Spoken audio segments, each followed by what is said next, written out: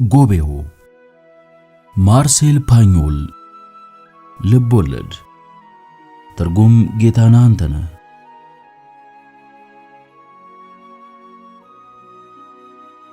በተለምዶ ፊልም የሚሰራ ከተሳካላቸው ልቦለድ ድርሰቶች በመነሳት ነው። ፊልም ወደ ልቦለድ ታሪክነት ሲለወጥ ይህ የመጀመሪያው ነው ይላሉ ታላቁና ጊዜ የማይሽረው ፈረንሳዊ የሥነ ጥበብ ሰው ማርሴል ፓኞል።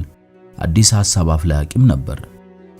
ገና 13 ዓመት ታዳጊ ሳለ አንድ ገበሬ የተረከለትን የምንጮችን እመቤት የማኖን ታሪክ እንደ አውሮፓውያን አቆጣጠር በ1952 ዓ.ም በፊልም መልክ አወጣው። በዚህ ሥራ የተነሳ ማኖ በፈረንሳይ ፕሮቫንስ በተባለው ክፍለ ሀገር እንደ ብሔራዊ መዝሙር ሆና ነበር። ፓኞል ራሱ በሠራው ፊልም ማኖ ሆና ለተጫወተችው ባለቤቱ ለዣክሊን ፓኞል ደግሞ እንደ ፍቅር ዘፈን ማለት ነበረች። ማኖ ዣክሊን ለማኖ የማይረሳ የሚዳቋ የአዋይ ቆሌ የጠንቋይም የበጎነት ተምሳሌትም ቅርጽ ዝና አጎናጽፏታል። የበጎነት ተምሳሌትም ቅርጽና ዝና አጎናጽፋታለች። ይህ ከሆነ ከ10 ዓመታት በኋላ የልጅነት ትዝታዎቼ ሶቪየነርስ ዲፌንስ ያላቸውን ዝና ያተረፉለትን መጽሐፍ ካሳተመ በኋላ ማለት ነው። ማርሴል ፓኞል የማኖንና የአባቷን የዣን ወልደ ፍሎሬትን ታሪክ በልቦለድ መልክ ለመጻፍ አሰበ። ይህም ሌው ዴስ ኮሊኔስ ባለው ርዕስ ያጠቃለላቸውን 2 ቁንጮ ሥራዎቹን አስገኘ። ቆይቶም ከፊል ተወልዶ የተጻፈው ጄን ዲ ፍሎሬት ዣን ወልደ ፍሎሬት ተመልሶ ፊልም ሊሆን በቃ። ማለትም በ1985 መጀመሪያ ላይ ክሉድ ቤሪ በተባለው ዝነኛ ፈረንሳዊ የሲኒማ ባለሙያ ይህንን አብይ ሥራ መልሶ ወደ ምስልነት ለወጠው። እኔ ታሪኩን አተራረኩንም ሆነ የጨበጠውን ቁም ነገር ከመጠን በላይ ወድጄዋለሁ። እናንተም እንደምትወዱት ተማመናለሁ። መልካም ንባብ።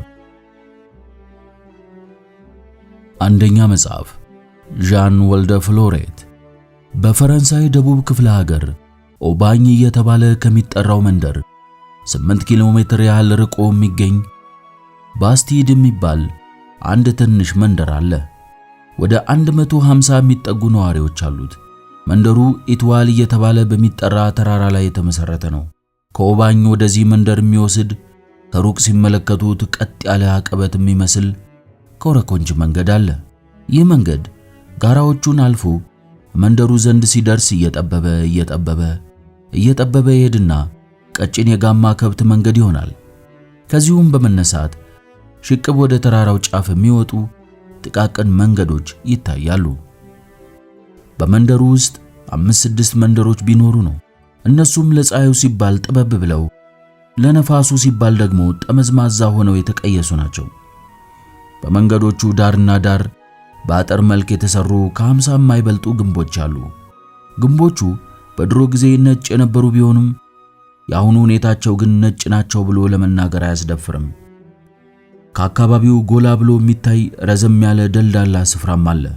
ይህ ደልዳላ ስፍራ በሸለቆ በኩል ወደ 10 ሜትር በሚጠጋ ቁመት በጠርብ ድንጋይ ካብ የተደገፈ ነው። የጠርቡ ድንጋይ ግድግዳ ደልዳላው ስፍራ ዘንድ ሲደርስ በመጠኑ ከፍ ብሎ እንደ መደገፊያ በመሆን ያገለግላል። በዚህ ስፍራ ዳር ለዳር እጅግ ያረጁ ዛፎች በመስመር ይታያሉ። ቦታውን አደባባዩ እያሉ ይጠሩታል። የዕድሜ ባለጸጋዎች እጥላው ስራ አረፍ እያሉ የሚያወጉበት ስፍራ ነው። የባስቲድ ነዋሪዎች ከቁመቱ ያደላቸው ሆነው ቀጫጭንና ጠዋጋ ናቸው። ትውልዳቸው ከአሮጌው የመርሴ ወደብ ወደ 20 ኪሎ ሜትር ራቅ ብሎ ስለሆነ ማርሴዎችን አይመስሉም። ሌላው ቀርቶ ባጠገባቸው ያሉትን የፕሮቫንስ ባላገሮች እንኳን አይመስሉም። ባስቴዲዎችን ከሌላው የሚለያቸው አንድ ሌላ ነገር ስማቸው ነው። በመንደሩ ውስጥ በጠቅላላው 5-6 ስሞች ቢኖሩ አንግላድ፣ ሻቬር፣ ኦሊቪዬ፣ ካስካቬል፣ ሱቬራ። ታዲያ በአጠራር ላይ ውዥንብር እንዳይፈጠር በመጠሪያ ስሞቹ ላይ የአባታቸውን ሳይሆን የእናታቸውን ስም ይጨምራሉ። ለምሳሌ የፎርቱኔት ልጅ ፓምፌል ወልደ ፎርቱኔት ተብሎ ሲታወቅ፣ የቴኔት ልጅ ሌዊ ወልደ ኤቲኔት፣ የሬን ልጅ ክላሪዮስ ደግሞ ክላሪዮስ ወልደ ሬን ይባላሉ ማለት ነው። ያለ ጥርጥር እነዚህ ሰዎች ሮማውያን አገሪቱን በወረሯት ጊዜ ወደ ሸለቆው አፈግፍጎ ካመለጠ አንድ መስኪን ነገድ የመጡ ናቸው። ይህ ከሆነ ደግሞ ከዚህ ክፍለ ሀገር ሕዝቦች ሁሉ የቀደሙ ነዋሪዎች መሆናቸው ነው። በዚህ መንደር ጸጉረ ልውጦች በጣም አልፎ አልፎ ብቻ ነው የሚታዩ። በአካባቢያቸው ባለው ነገር ረክተው የሚኖሩ በመሆናቸው በአጠገባቸው ወዳለው ኦባኝ ወደ ተባለው መንደር የሚሄዱ አትክልትና ፍራፍሬዎችን ለመሸጥ ብቻ ነው። እንዲያውም ከመጀመሪያው የዓለም ጦርነት በፊት ከመንደሩ ቋንቋ በቀር ሌላ የማይናገሩ አዛውንት ነበሩ። እናም ከውትድርና አገልግሎት የሚመለሱት ወጣቶቻቸው ስለ ማርሴይ እንዲያጫውቷቸው ይጠይቁና ሲያወጓቸው በዚህ ሁሉ ጫጫታ ውስጥ ስሙን ከማያውቁት የሰው መንጋ ጋር እየተገፋፉ መተላለፍና ፖሊስ በየቦታውና በየጊዜው በሚታይበት ሀገር መኖር እንዴት እንደሚቻል እያሰቡ እጅግ ይገረማሉ። ጨዋታ ወዳዶች ናቸው፣ ቀልድ አይጠሉም። ግን የባጡን የቆጡን ቢያወሩም ዘወትር አጥብቀው የሚያከብሩት የራሳቸው የሆነ ሕግ አላቸው፣ በሰዎች ጉዳይ ላይ ጣልቃ ለመግባት። ሁለተኛው ሕጋቸው ደግሞ ባስቲዩድ ተወዳዳሪ የሌለው ሸጋ መንደር መሆኑን ማመን ነው። ከ500 በላይ ነዋሪዎች ካሏቸው ከኦምብሬም ከሮዋስታሊም እጅግ የላቀ መንደር መሆኑን አምኖ መቀበል። እንደ ማንኛውም ሌላ መንደር ሁሉ በዚህ መንደርም ምቀኝነት፣ ተቀናቃኝነትና ፉክክር አልፎ ተርፎም መራር ጥል አለ።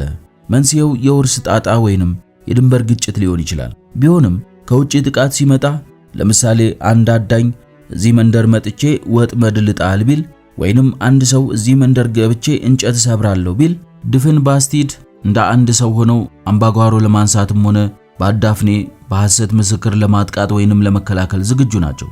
ይህ አንድነታቸው እጅግ የጸና ለመሆኑ አንድ ጥሩ ምሳሌ አለ። እነ ሙሴ መድሬክ ከዳቦ ጋጋሪው ቤተሰብ ጋር ከብዙ ዓመታት በፊት ጀምሮ ጥለኞች ናቸው። ቢሆንም ዳቦ የሚገዙት ከዚሁ ቂመኛቸው ቤት ነው። ሲገበያዩ ንግግር የላቸውም፣ በጥቅሻ ነው የሚግባቡ። ታዲያኮ የጎረቤቱ መንደር የኦምብሬው ዳቦ ጋጋሪ ለነሱ ይበልጥ ይቀርባቸዋል። ግን የመጣ ቢመጣ ሰማይ ዝቅ ምድር ከፍ ቢል በማህበረሰባቸው ውስጥ የባዕድን ዳቦ አይበሉ። ትልቁ ኃጢአታቸው ገብጋባነታቸው ነው። ይህ አመላቸው የህመም ነው፣ የገንዘብ ድህነታቸው ያመጣባቸው በሽታ። ዳቦ ለመግዛት ስንዴ ቋጥረው ወይንም አትክልት ነቅለው ነው። 2-3 ኮተሌት ያማራቸው እንደሆነ አንድ ዶሮ ጥንቸል ወይንም ጠርሙስ ሙሉ ወይን ጠጅ ካላቀረቡ እንዳማራቸው ያድሯታል። በዚህ አይነት አንዳንድ ጊዜ ሸቀጥ ይዘው ኦባኝ ገበያ በመውረድ የሚያፈሯቸው ጥቂት ሳንቲሞች የት እንደገቡ ሳይታወቅ አንድ ርቢ እንደተደገመባቸው ሁሉ የውሃ ሽታ ይሆናሉ። አንዳንዴ ብቻ ሱቅ በደረቴዎች ጫማ፣ ኮፍያ፣ የወይን ዘለላ፣ መቅጠፊያ፣ መቀስና የመሳሰሉትን ይዘው ብቅ ሲሉ በስንት ምጥ እንደ ቁስል በጥንቃቄ እየቀረፈፉ ከቀበሩበት ያወጧቸዋል። ይዞታቸው በትልቅ ገደሎች የተቆራረሰ ጭንጫ መሬት ነው። ገደሎቹን ዘብጥ እያሉ ይጠሯቸዋል። ይህም ብዙ ምዕት ዓመት በጎርፍ እየታጠበና በነፋስ እየተጠረገ ወርዶ አልፎ አልፎ ተነጥፎ በሚገኘው የአፈር ሽፋን ምክንያት የተፈጠረ ነው። በእነዚህ ዘብጦች ውስጥ ነው እንግዲህ ዙሪያውን በወይራ በለውዝና በዝግባ እንጨት የተቀነበቡት ማሳዎቻቸው የሚገኙ። ሽምብራ፣ ምስር፣ ጥቁር ስንዴ፣ በአጠቃላይ ድርቅን መቋቋም ባህሪ ያላቸውን አዝርዕትና ተባይ የማያጠቃውን የወይን ተክል ያበቅሉባቸዋል። ከፍ ብሎ በመንደሩ ዙሪያ ግን ኩብኩባ በሚወርደው ውሃ በመጥለፍ ያለሟቸዋል። የፋፉ ጓሮ አትክልትና የኮክ እንዲሁም የአኝኮት ዛፎችን ይታያሉ። የእነዚህ ዛፎች ፍሬም ወደ ገበያ እየወጣ የጥቂት ብርቅዬ ሳንቲሞች ማግኛ ምንጭ ይሆናቸዋል። ቢሆንም አልፎ አልፎ ጥቂት ባለጸጋ ቤቶች አይጠፉም። የእነዚህ ሀብት የተካበተ በብዙ ትውልዶች ልፋትና ቁጠባ ነው። ይህ ቅርስ ወይ በማሰሮ ተከቶ በገደል ስር የተወተፈ ወይም በእንጨት ሳጥን ተቆልፎ በጓዳ ውስጥ የተቀበረ አሊያም በግድግዳ ውስጥ ተመሳስሎ የተገነባ ወርቅ ነው። ለሰርግ ወይም ለቋሚ ቅርስ መግዣ ካልሆነ በስተቀር የመጣ ቢመጣ አይነካም። በተጠቀሱት ሁኔታዎች ሲጎድል ወይንም ሲያልቅ መላ ቤተሰቡ ንብረቱን ለመተካት ይረባረባል። የመንደሩ ከንቲባ ፍሎክሴን ወልደ ክላሬስ ይባላል። እድሜው 47 ይሆናል። ወፍራምና ድቡልቡል ነው። አይኖቹ የሚያማምሩ ናቸው። ጢም ወይንም ሪዛ አያሳድግም። ጸጉር ብቻ የሆኑት እጆቹ የስባት ሁኔታ ይታይባቸዋል። ዶማ ወይንም መኮትኮቻ ነክተው አያውቁም። በመንደሩ ያለው ቡና ቤት የሱ ነው። በጦርነት ቆስሎ ቦርድ ሲወጣ ያገኘውን የጥሮታ አበል አጠራቅሞ ነው የከፈተው። ቁስሉ ብዙም አልጎዳውም፣ እንዲያውም አይታይም፣ ግን ከፍተኛ ክብር አትርፎለታል። ይብልጡኑ የሚያስከብረው ግን የጥሮታ አበል ተጠቃሚነቱ ነው። ሶሻሊስት ነኝ ይላል። ሃይማኖትን ብዛም አይወድም። በግልጽ በሚታይበት ቦታ ላይ ሆኖ ያነባል። በረንዳው ላይ ኢየሱሳውያንን ማንጓጠጥና ማጣጣልን ያበዛል። አገሪቱን ወደ ጥፋት እየመሯት ናቸው ባይ ነው። ይህም የመናፍቃን መሪ አድርጎታል። መናፍቃኑ ቁጥራቸው ከ5 ከ6 አይበልጥም። ጸረ አምልኮ ድርጊታቸውም ቢሆን ይፋ የሚወጣ እሁድ ማለዳ ብቻ ነው። በዚህ ቀን ወደ ቤተክርስቲያን ሄደው በማስቀደስ ፋንታ ቡና ቤቱ በረንዳ ላይ ሰበሰቡና አፕሪቲቫቸውን ሲጎነጩ ያረፍዳሉ። ይህም ሆኖ ፍሎክሴን በፓርላማ ምርጫ ጊዜ ለከንቲባነት የሚያበቃውን የብዙሃንን ድምፅ አጥቶ አያውቅም። መንደርተኛው ጭንቅላት ያለው ሰው ነው ይለዋል። ሌሎቹ ጭንቅላት አልባ የተፈጠሩ ይመስል በመጠኑም ቢሆን የሕግ ትምህርት ስላለው ሲቸግራቸው ምክር የሚጠይቁ እሱን ነው። ከከተማ ሰዎች ጋር ለመነጋገር የሚችል እሱ ብቻ ነው። እና ደግሞ በቡና ቤቱ ውስጥ ባለው ስልክ መነጋገር ሲያውቅበት መቼም የጉድ ነው። ትዳር የሚባል ነገር ሞክሮ አያውቅም። የሚኖረው ከእህቱ ጋር ነው። ይህች እህቱ በጣም ንቁ፣ ሚስጥር ጠባቂና ጥንቁቅ ናት። የልብ ጉዳዩን በሚመለከት ግን ማክሰኞ ወደ ኦምብሬ ወጣ እያለ ትንባሆም ይዞ ይመጣል። ወዲያውም አንዲት የሚጠይቃት በቅርቡ ባሏ የሞተባት ድንቡላለችው። እሷም በበኩሏ ምንም እንኳን ፖስተኛው ሲመጣ አላስገባም የምትልበት አንጀት ባይኖራትም ከንቲባውን የምትጠባበቀው በናፍቆት ነው። ባለመድኃኒት ቤቱና አንዳንዴ ባሮጌ ገልጃጃ ጋሪ እየተንኮራኮረ ከማርሴ የሚመጣ አንድ ሌላ ሰውም እንደዚሁ ወዳጆቿ ናቸው ይባላል። አናጺም ጋሪ ሰሪም ሆኖ መንደሩን የሚያገለግለው ፓምፌል ወልደ ፎርቱኔት ይባላል። እድሜው 35 ነው። ደስ የሚል ሪዝን ያሳድጋል። በመንደሩ ታይቶ የማይታወቅ ሰማያዊ አይን አለው። እንደ ሌሎቹ ገብጋባና ሚስጥረኛ ባለመሆኑ የመንደሩ ሰዎች ሁሉ እንደ ቀውስ ይቆጥሩታል። እናም አንድ ቀን ከስሮ ልመና ይገባል ብለው ይሰጋሉ። ይህንን ካሰኟቸው ምክንያቶች አንዱ ኦሜል ወልተ ኦንጄል የተባለች ዱፍን ማግባቱ ነው። ገና ለጋ ወጣት ነች። ኦሜሌ ግን በርሚል ታክላለች። አሁንም የሚያንፈራፍራት የሳቅ በሽታ አለባት። ወዲያው ደግሞ ድብን ብላ ትበሳጫለች። ዳቦ በሞርቶዴላ ካፏ አይጠፋም። ሌላም ያገኘችውን ሁሉ በመንገድም ቢሆን እየጎረማመደች እያመሰኳች መሄድ ነው። ከንቲባው ፍሎክሴን ሲቀልድ ኦሜሌ በጀርባዋ ልትሸከም የምትችለውን ከምትሰጣት ሆዷ የሚችለውን ከምታበላት ቢሉኝ የጀርባዋን እመርጣለሁ፣ ክሳሯ ይቀንሳል ይላል። ባሏ ፖምፌል ሰዎቹ ያሉትን ቢሉ በሥራ ላይ የዋዛ አይደለም። ድንቅ ችሎታ አለው።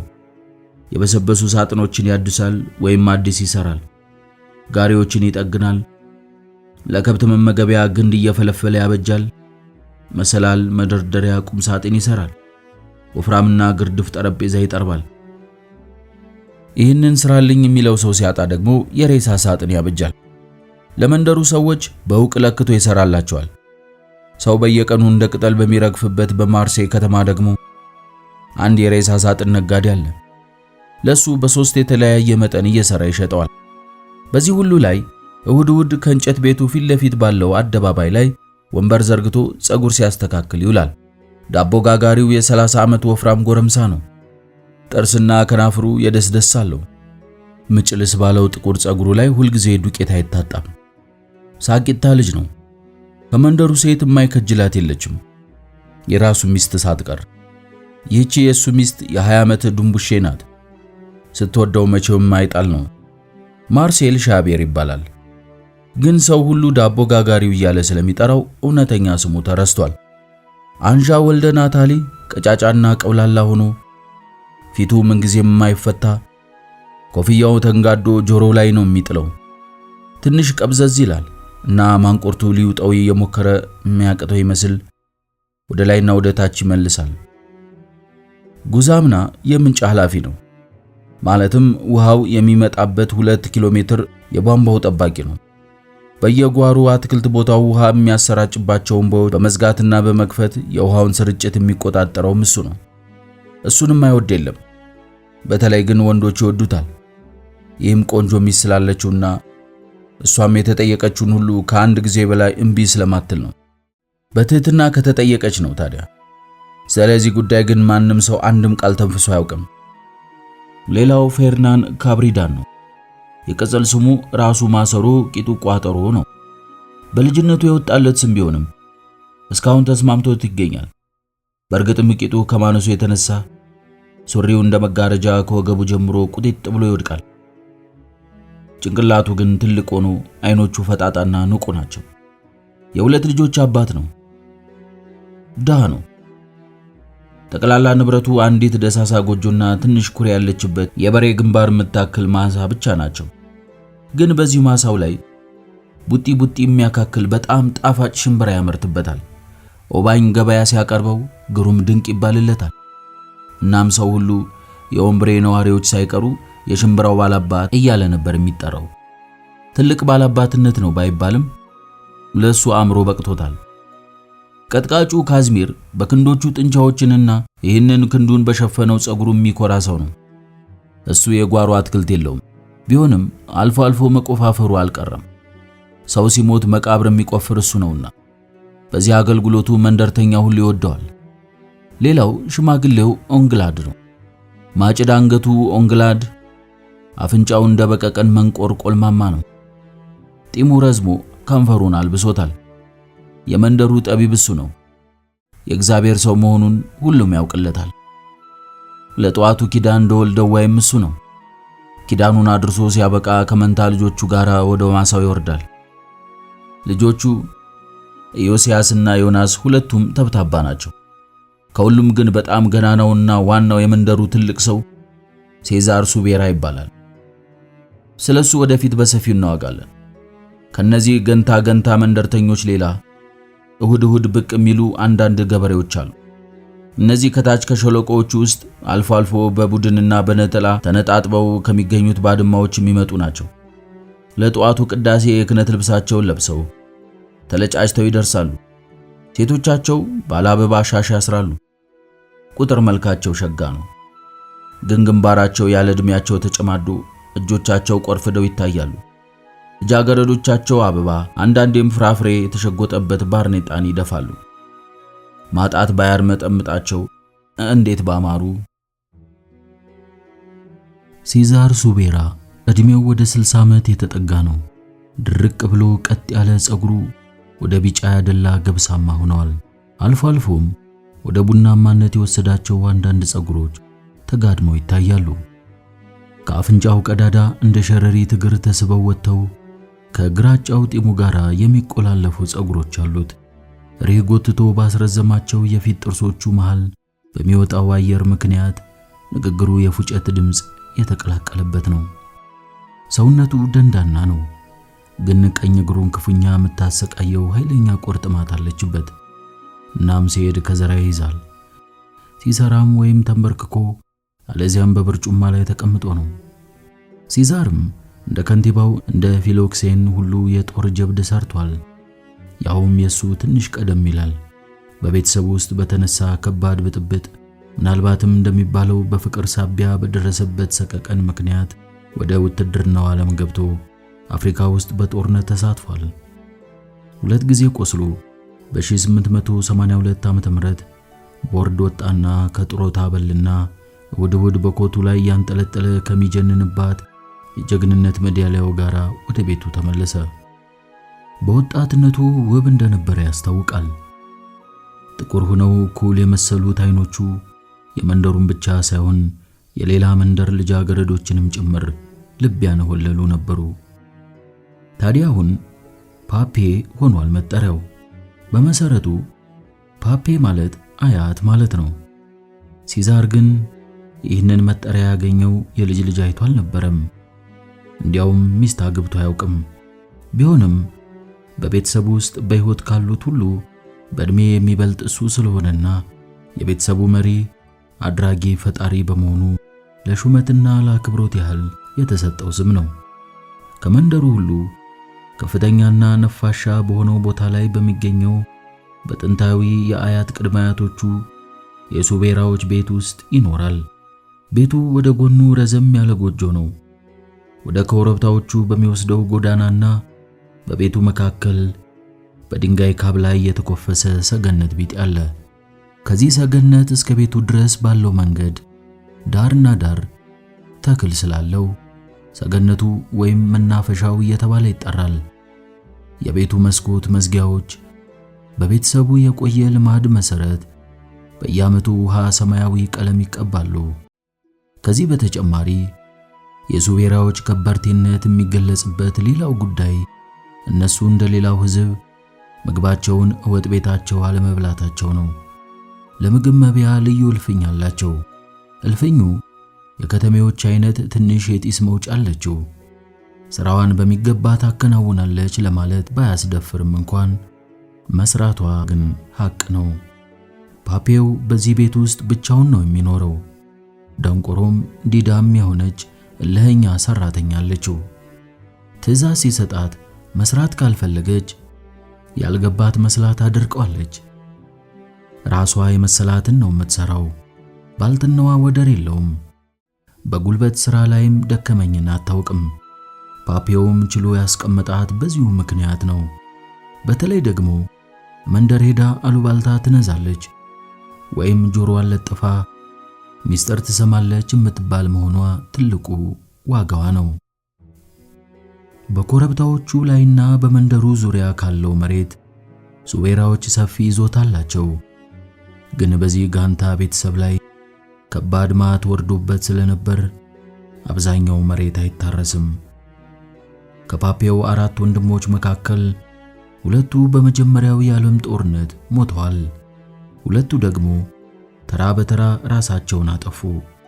አንደኛው ጥርሱ መድማት ስለጀመረ የሳምባ ነቀርሳ ያዘኝ ብሎ ተስፋ ቆርጦ፣ ሌላኛው ደግሞ በአንድ መጥፎ ዓመት ሚስቱ ሞታበት ይባስ ብሎ ደግሞ ድርቅ ሰብሉን ሁሉ ከሰል አድርጎበት አለቁ። ይህ የመጨረሻው ምንም ቢሆን ዘር ተክቶ ነው ያለፈው። ኡጎላ የተባለ ወጣት የቤተሰቡ ዘር ሐረግ፣ የሱቤራ ቤተሰብ ስም ከታሪክ እንዳይፋቅ ያለው ብቸኛ ተስፋ። ኡጎላ ለጊዜው የሚኖረው በአጎቱ በፔፓው ጥላ ስር ነው። ፓፔው አጎቱም የክርስትና አባቱም ነው። ወጣቱ ኡጎላ 24 ዓመት ሆኖታል። እጥር ምጥን ብሎ ጡንቻው ፈርጠም ያለ ጎረምሳ ነው። ጸጉሩ ወደ ቀይ የወሰደው ቁጥርጥር ሲሆን መሸንጎሪያ የሚያክለው አፍንጫው ትንሽ ወደ ቀኝ ጠመም ያለ ነው። የላይኛው ከንፈሩ ሙሉ በሙሉ በጺም ተሸፍኗል። እንደ ራሱ ጸጉር ሁሉ ቀይ ሽፋሽፍት የከበባቸው ቢጫ ቀሚስ አይኖቹ፣ ቢጫ ቀመስ አይኖቹ ለአንድ አፍታ እንኳን እረፍት የላቸውም። አደጋ የሸተተው አውሬ መስል ይቅበዘበዛሉ። አልፎ አልፎ ጉንጩ ድንገት ወደ ላይ ይነዝረውና አይኖቹ 3 ጊዜ በተከታታይ ብልጭ ድርግም ስለሚሉ የመንደሩ ሰው ጨምቧሳ እያለ ያፌዝበትና ያላግጥበታል። ከውትድርና አገልግሎት መመለሱ ነው። ፓፔው ምንጊዜም ብቻውን መኖር ስለሚፈልግ ማሳካ ተብሎ የሚጠራውን ጎጆ ገዛለት። የቤቱ ስም ከቀደምት ባለቤቶቹ ያንዱ መጠሪያ የነበረ ነው። ማሳካ ከኮረብታዎቹ በአንደኛው ላይ የተኮፈሰ ማለፊያ ጎጆ ነው። ከጀርባው ጥቅጥቅ ያለች ትንሽ የጽድ ጫካ አለች። ባስቲድ የሚባለው መንደር የሚገኘው ከዚህ ጎጆ በስተጀርባ ካለው ጠባብና ሰምጥ ገደል ማዶ ነው። ከጎጆው ግርጌ ደግሞ እስከ መጨረሻው ዝቅተኛ ቦታ ድረስ በርከን የተሰሩ ማሳዎች አሉ። እርከኖቹ በድንጋይ ግድግዳ የተመሰረቱ ናቸው። አለፍ ብሎ የወይራ የለውዝና የአንኮሪት ዛፎች እንደዚሁም ቲማቲም፣ በቆሎ፣ ስንዴን የመሳሰሉ ሰብሎች አሉባቸው። ከዚህ ቤት በመነሳት እባብ ወርዳ ሸለቆ ውስጥ ገብታ የምትሰወር የእግር መንገድ አለች። በጎጆው አቅጣጫ ስትደርስ ሰፋ ትልና ሜዳ ቢጤ ትሆናለች። ጎጆው የቆመ በዚህ ሜዳ አንዳች ዳርቻ ላይ ነው። ትልቅ ዝግባ እስሩ ላይ ያለ የውሃ ጉድጓድ ያጎራብቱታል። ከማርጀቱ የተነሳ ግንዱ የቅርፊቱ ቱቦ የመሰለ ትልቅ የሐር ትል ዛፍ ቅጠላማ ቅርንጫፎቹን በዙሪያው አንዠርግጎ በጎጆ በር ፊት ለፊት ተገትሯል። ኡጎላ ወደፊት በውርስ ከሚረከበው ንብረት ውስጥ ይህ ጎጆ በቅድሚያ ሲሰጠው እኔ ስሞት ትልቁ የሱቤራ ቤት እገባለሁ፣ እኔ ስሞት ትልቁ ሱቤራ ቤት ትገባለህ፣ እስተዚያ ማሳካን በወግ አሰናዳው፣ ኋላ አንድ ገበሬ ታከራየዋለህ ወይም ተልጆች ለአንዱ ትሰጠዋለህ ተብሎ ነው። ኡጎላ ግን ምንጊዜም የሚያገባ አይመስለውም። ይልቁንም ለሱ የሚታየው ትልቁን ቤት ለአንድ ከተሜ አከራይቶ እሱ በትንሹ ጎጆ ውስጥ ሆኖ በሩንም መስኮቱንም ዘግቶ እንደ ልቡ ብቻውን እያወራ ያለ አንዳች ስጋት ወርቁን ሲቆጥርና ሲያሰላ ብቻ ነው። አባቱ 32 ወቄት ወርቅ ትቶለት ሞቷል። በቶፋ ከቶ በትልቁ ወጥ ቤት ውስጥ ባለው አልጋ ስር ቀብሯቸዋል። በየ4-5 ወሩ በዚሁ ንብረቱ ላይ 1 ወቄት ወርቅ ይጨምርበታል። በሚከት ጊዜም ጠመንጃውን አቀባብሎ እጎኑ ያጋድምና ጭልጭል በሚል የኩራዝ መብራት ጨርቆቹን ጠረጴዛው ላይ ዘርግቶ ይቆጥራቸዋል። እያንዳንዷን አብረቅራቂ ሳንቲም እያነሳ በእጁ ይደባብሳታል፣ በጉንጩ ላይ ያሸታታል። ከዚያ አንድ በአንድ እየሳመ መልሶ እቶፋው ውስጥ ከቶ ይቀብራቸዋል። ፓፔው ይህንን ያለቀ የመነመነ ቤተሰብ እንደገና ለማንሰራፋት ከፍተኛ ፍላጎት አለው። እናም አልፎ አልፎ የአንዳንድ ኮረዳዎችን ስም እየጠራና በንብረቱ ላይ ሊጨምሩ የሚችሉትን ጥቂት ማሳ እያሰበ ኡጎላ እንዲያገባ ሐሳብ ያቀርብለታል። ኡጎላ ግን ይህንን ጨዋታ በተነሳበት ቁጥር በቅሎ የለኝ፣ በአንተ በቅሎ ነው የምጠቀመው፣ ዶሮ ወይም ፍየል አርብቼ ሰብል ያጠፉብኛል እያልሁኝ የእግር ሹራብ አላደርግ፣ እግሬን እየከረከረኝ አልወደውም፣ ምን አባቷ ልታደርግልኝ ነው ምሽት ማገባው ሲል ይመልስለታል። ፍቅሩሳ ይለዋል አጎቱ። ለሱ እንኳ ይላል ኡጎላ ሲመልስ በሳምንት ኦባኝ ሲሄድ ለአንድ አፍታ ጎራ ምልበት አለኝ፣ ትንሽ መንፈሴን ለማደስ ወጪውንም አስልቼዋለሁ። በወር 15 ፍራንክ ግድም ብቻ ነው። በዚያ ላይ መርጬ ሚስት ያገባው እንደሆነ ግን ቀለቧ፣ ጨርቋ፣ በዚያ ላይ ልፍለፏ፣ መኝታም ታጠብብኛለች። ናስቲ ቀስ ብለን መክርበታለን። ፓፔው ብዙም አልተጫነውም ነበር። አንድ ቀን ግን ምሳ ተጋብዞ ማሳካ ሲገባ ወጥ ቤቱን ተመለከተና በሐዘን ራሱን ነቅንቆ ጋሌኔት እስተመቼ እንዲህ ሆነህ ልትገፋው ነው? ይሄ ቤትህ አንድያውን አጉራ መስሎ የለ? አንሶላህም ቦክቷል፣ ሸሚዝህም ተበጫጭቋል። እስቲ የው ሱሪህን ቂጥህን ተመልከተው፣ ይታያል። ሚስት አላመጣም ብለሃል። ቢሻ ቆይ ግን አልፎ አልፎ እየመጣች የምትለባኝህ ሴት በግድ ታስፈልጋለች። ቆይ እኔ ነኝ ማመጣልህ አለው። ባለውም መሰረት አመሻሽ ላይ ኦዴሊን አስከትሎ መጣ። ኦዴሊ በትከሻዋ መጥረጊያና ባለረጅም መያዣ መዋጠጫ አጎርድማለች። እድሜዋ 40 ይሆናል። ባሏ የሞተባት ሴት ናት። ጸጉሯ ጭብርር ያለ ነው። አይኖቿ ትልቁ ነው፣ የበግ አይን ይመስላሉ። ከንፈሮቿ ሞላ ሞላ ያሉ ናቸው። በጉንጯ ላይ ጸጉር የበቀለበት ጥቁር ነቁጥ አለባት። እቺውናለ ኦዴሌ ትባላለች አለ ፓፔው። ሲላናት እንዲህ እንዳትመስልህ፣ ሁልጊዜ ነው የምትመጣ አለ ኡጎላ እንደ መስጋት ብሎ። በሳምንት 3 ቀን ብቻ፣ ለቀን 30 ሳንቲም ትከፍላታለህ። ውድድ አይመስልህ? እስቲ ያት። ኦዴሊ ከመግባቷ መጥረጊያዋን አስቀድማ በትልቁ ሳጥን ስር የተንጠለጠለውን የአቧራ ኩልኳልት ልታጠቃ ስትገሰግስ እስቲ ረጋ በይ ኦዴሊ አላት ኡጎላ። ነይ እዚህ ዘንዳ ተቀመጭና ትንሽ ወይን ጠጅ እየጠጣን እንነጋገር። ኦዴሊ በታዘዘችው መሰረት ተጠጋችና መጥረጊያዋን እንዳነገበች ወንበር ስባ ቁጭ አለች። ምንም የምትነጋገሩበት ነገር የለም እኮ ሁሉም አልቋል አለ ፓፔው። ሰኞ፣ ሮብና ቅዳሜ የተማለዳው በአንድ ሰዓት ትመጣለች። ዳቦ ገዝታ ትመጣና ቤቱን ታጠዳላለህ። ቤቱን ታጠዳዳለህ። ለሁለት ቀን የሚበቃህ ምሳ ታበስልልሃለች። ለራትህ ግድ የለም ቴነ ጋራ ትበላለህ። ልብስን ወስዳ ጨፍጭፋ ታመጣልሃለች።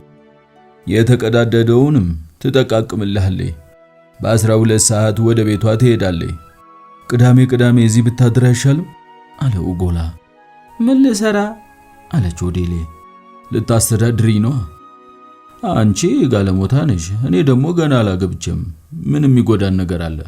ሐሳቡ ክፉ አይደለም አለ ፓፔው። እኔ እንዲህ ያለ ነገር አልወድም አለች ኦዴሌ ብዙም አጥብቃ ሳትቃወም። እሱስ እኔም አልወድ አለው ጎላ። ወጣትና ደመሙቅ ስለሆንኩኝ ያው በፍጥረት ላይ ያለ ነገር ስለሆነ ነው እንጂ። ትክክል አለ ፓፔው። ይህንን እግዚአብሔር የሰራብን ነገር ወዲያ ማስወገድ ነው። አለበለዚያ እየበጠበጠ ስራማ ያሰራ ግም ነው። ኦዴሌ ትከሻዋን ከፍ ዝቅ ከማድረግ በስተቀር በነገሩ የመደሰት ስሜት አልታየባትም። ዝምኝ ኦዴሌ፣ ሌላው እንደሚያደርገው በመላፋትና በመዳራት አላስቸግርሽም። የፍቅር ቃላትም አላውቅም፣ እንቅልፍም አልነሳሽም። እና ደግሞ ቅዳሜ ቅዳሜ እዚህ የምታድሪ ተሆነ 40 ሳንቲም ደሞዝ ጨምርልሻለሁ አላቱ ጎላ። ሯ ምን አልሁ አያ አለች ኦዴሌ ዝግነን ብሏት። እንዲያው እኮ እናንተ እንዲህ ያለውን ነገር በገንዘብ ማድረግ ጠያፍ ነው። ባይሆን ታለ የየቀኑን ደሞዜን 40 ሳንቲም አድርግልኝ። ታዲያ ተሆነ ቢሻው አድራለሁኝ። እንዲያውም ቅዳሜ ቅዳሜ ማታ ሰው ሁላ መንደር ውጦ ሲዝናና እኔ ብቻዬን ተኮርምቴ ተማመሽ ይሻለኛል። ማለፊያ አለ ፓፔው። እንግዲህ ተስማማችሁ? ተዚህ ወዲያ መነጋገር ፋይዳም የለው። ኦዴሌ ተነሳችና ወደ ጽዳት ስራዋ ተሰማራች። ፓፔ ናማ አለው ጎላ። አንድ ማዋይህ ጉዳይ አለኝ። ተዚያ ደግሞ ማሳየህ ነገር አለ። ና። ሽማግሌውን እጁን ይዞ እየጎተተ ከቤቱ ፊት ወዳለው ዛፍ ስር ወሰደውና በዛፉ ዙሪያ በተገነባው አጭር ግንብ ላይ አስቀመጠው። ፊታፊት ልነግርህ የፈለኩ እኔ እዚህ የምኖረው ኑሮ እንዲያው የማይረባ ኑሮ ነው። ምሰራው ብዙ፣ ምርቱ እርምታል። 2 ኬሻ ሽምብራ፣ 6 ኮለላ ኮክ፣ 20 ጠርሙስ ዘይት፣ 3 በርሚል ወይን ጠጅ። ይሄው አይደል በአመት ዘንድሮ ያፈራሁት ሁላ ሁሌ 750 ፍራንክ ብቻ ነው። እኔስ በሌላ ነገር በማሰን ይሻለኛል። ጎሽ ተባረክ፣ ብሩኩን ዘሪው ጣልህ። እኔም እኮ አንድ ነገር አስቤልህ ነበር።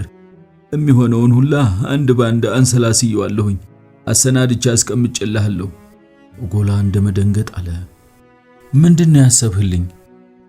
ያስቤልህማ እንደምታውቀው ትልቁ የሱቤራ አትክልት ስፍራ አሁን ጠፍ ሆኗል። ልክ ድሮ በአባቴ ጊዜ ሶሊቴር አምባ ላይ እንደነበረው አድርገህ ግጥም ብታደርገው ነው የኔ ፈቃድ።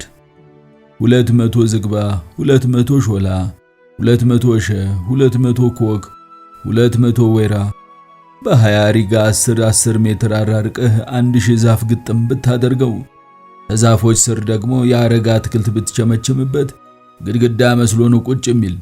በዚያ መሃል መንሸራሸር መንግስተ ሰማያት መግባት ነበር። በወይን ዘለላው አሾልከህ ጣይቱን ማየት።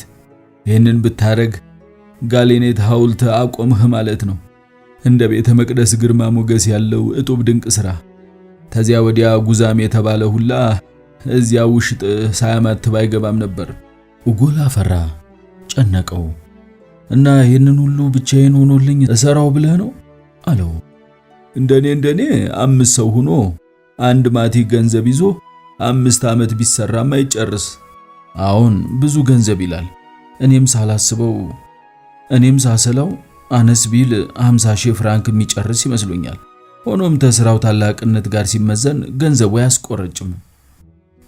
አይምሰልህ ፓፔ፣ እንደሱም አይደል። መጀመሪያ ነገር አሁን ጊዜ ይህንን ስራ የሚያውቅበት ሰራተኛ እግር እስከሚነቃ ቢሄዱ አይገኝም። ቢገኝም መምራት መቆጣጠር ይፈልጋል። እኔ አይሆንልኝም። ሁለተኛ ደግሞ አሁን ያልሃቸው ፍሬዎች በ2 ዓመት አንድ ጊዜ ብቻ ነው የሚደርሱ። ሲደርሱም አንድ ጊዜ ዝልኪ ምልኪው ይወጣና ረዴት ሳይኖረው የአሳማ ቀለብ ሆኖ ነው የሚቀረው። ገበያ ያቀረበው እንደሆነ ኪሎ 10 ሳንቲም እንኳን አያወጣ። እንደሚሉት ተሆነ ሌላዎች መንደሮችም ይሄው ስንት ዓመታቸው ታለ ፍራፍሬ አያመርቱም። ያንን ሁላ በ1000 መርከብ እየጫኑ ልከውት ገበያውን አስለቅቆታል። አሁን አንዳንዶች ዛፎችን እያጠፉ ሌላ ነገር ማምረት ይዘዋል ማለትን ሰምቻለሁ። ይልቅስ አሁን ቁም ነገር እንድሰራ ትፈቅድልኛለህ? እስታሁን ያልነገርሁህን ልሰራው ያሰብኩትን ላሳየህ አለና ክንዱን ባጎቱ ክንድ ስር አስገብቶ ቆልፎ እየጎተተ ወደ ጎጆ ጓሮ ወሰደው።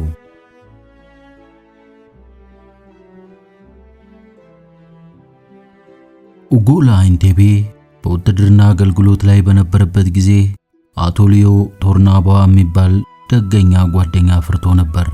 ይህ ጓደኛው አንድ ቀን በጨዋታ ላይ እኔም እኮ እንዳንተ ጉዛም ነኝ፣ አበባ መርታለሁኝ ጋሮፋ አለው። ኡጎላ ይህንን በሰማ ጊዜ የሚቀልድበት መስሎት ነበር። ነገር ግን አንድ እሁድ ቀን አታሊዮ አባቱ ቤት ራት ጋብዞ ወሰደና ሲያሳየው አይኑን ማመን አቃተው። የአታሊዮ አባት አርስቶትል ቶርናቧ ታሪኩን ራት ላይ አጫወቱት።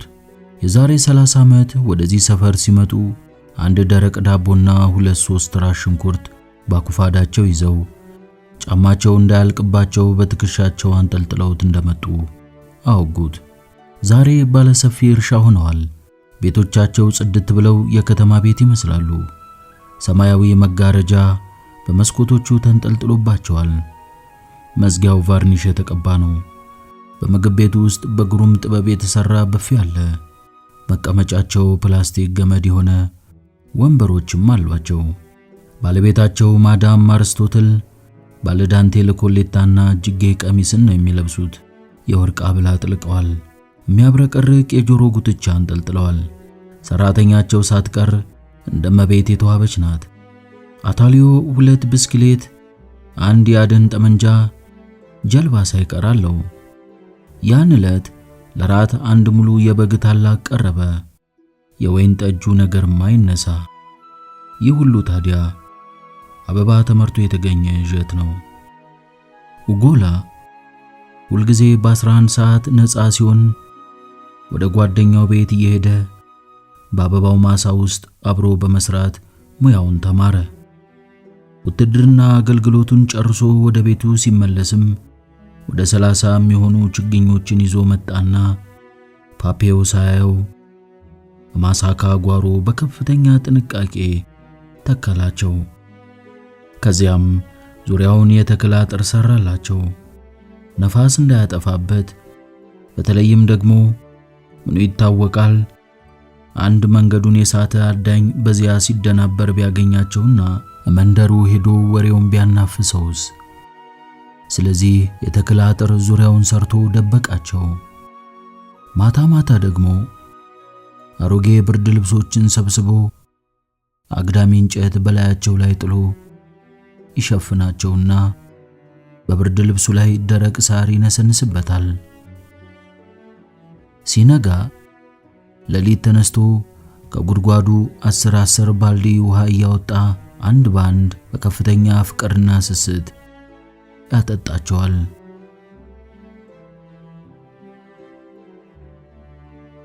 ወደ ጓሮ የዞሩ ኡጎላ በኩራት እየተጀነነ የአበባ ተክሎቹን ላጎቱ አሳየው።